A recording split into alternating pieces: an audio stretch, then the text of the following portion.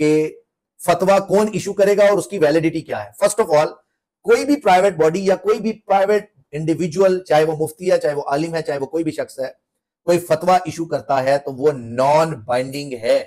कोई भी उसकी पाकिस्तानी लॉ में या पीनल कोड में या किसी उसमें कोई वक़्त नहीं है, अनलेस के उसको इस्लामिक आइडियोलॉजी काउंसिल जो स्टेट की बॉडी है वो इसको एंडोर्स करे और लेजिस्लेचर इसके ऊपर लॉ बना दे, तो वो फतवा जो है उसकी लॉ में बाइंडिंग जो अथॉरिटी है वो क्रिएट हो सकती है। अब हम आ जाते हैं क्वालिफिकेशन ऑफ द जूरिस्ट, यानी मुफ्ती जो है, आलिम जो है वैसे ही फतवा नहीं दे सकता, मुफ्ती जो जूरिस्ट है उसकी डेफिनेशन क्या है, कौन फतवा दे सकता है, वो हम इसके ऊपर डिस्कस करते हैं। First of all, he must have full fledged knowledge of Islamic law. पहला प्रिंसिपल क्या है, उसके पास complete knowledge of Islamic law, यानी कि कुरान एंड सुन्ना का कंप्लीट नॉलेज होना चाहिए, यानी साहसिता और कुरान पाक उसका कंप्लीट नॉलेज उसको होना चाहिए। सेकंड, वो मास्टर ऑफ फिक होना चाहिए, फकीह होना चाहिए। फकीह कौन? जिसको इस्लामिक जूरिस्प्रूडेंस पे कमांड हो, जिसको, थर्ड वन इसका इंग्रेडिएंट है, जिसको उसूल अल फिक का पता हो। उसूल अल फिक क्या है?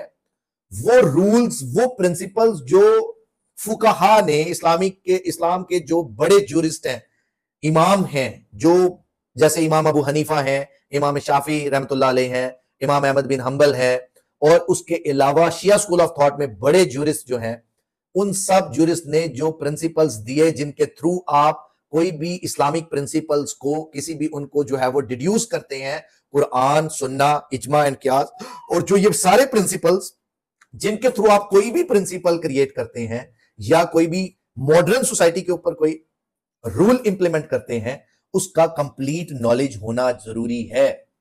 फिर उसके बाद जो फोर्थ इंग्रेडिएंट है, उसके पास एबिलिटी टू इज्तिहाद होना जरूरी है। उसको पता होना चाहिए कि इज्तिहाद कैसे करना है। कोई भी इस्लामिक प्रिंसिपल्स को अगर कुरान पाक में क्लियरली प्रोवाइडेड नहीं है तो फिर सुन्ना में वो सर्च करना आना चाहिए उसको। अगर अहादीस में वो चीज क्लियरली प्रोवाइडेड नहीं है या उससे रिलेटेड कोई चीज प्रोवाइडेड है, तो नेक्स्ट जो इजमा एंड कियास, उसको उनके प्रिंसिपल्स पता होने चाहिए, उसको ये इन सारी चीजों का कंप्लीट नॉलेज होना चाहिए। नेक्स्ट क्या है? नेक्स्ट उसकी पर्सनल क्वालिफिकेशन है।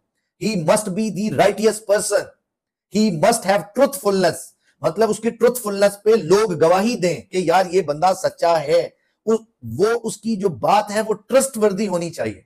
अब आप मुझे बताएं, जिन लोगों ने जो है, आप ज्यादा अच्छे तरीके से अब एक्सप्लेन कर पाएंगे कि कौन शख्स ट्रस्टवर्दी है या कौन ट्रुथफुलनेस है, कौन जो है वो राइटियस पर्सन है या नहीं। ये क्वालिफिकेशन ऑफ द जूरिस्ट है।